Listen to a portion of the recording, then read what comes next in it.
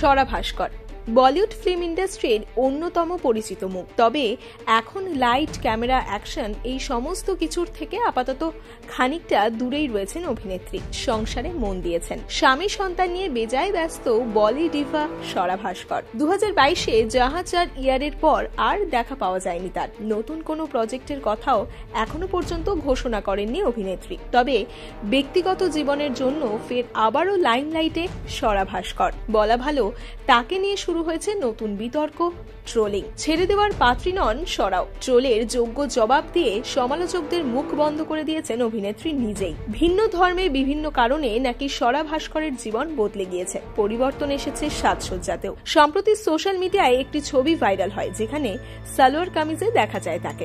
মাথায় ওড়না দেওয়া এক মৌলবীর পাশে দাঁড়ানো স্বরার এই ছবি ঘিরেই চর্চার শেষ নেই।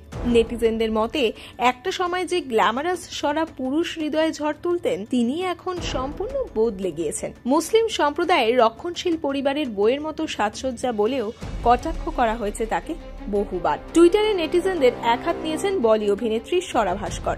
তিনি লেখেন, আমার মনে হয় না বিয়ের পর আমার পোশাক, সাজসজ্জা এই সমস্ত কিছু জাতীয় স্তরের আলোচনার বিষয় হতে পারে। আমার তো অবাক লাগছে সমস্ত কিছু দেখে। বিয়ের পরের কিছু ছবিও পোস্ট করলাম।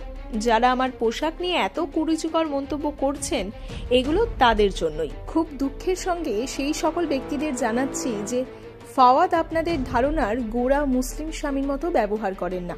আপনাদের চিন্তা ভাবনার সঙ্গে ওর মত মিলবে না।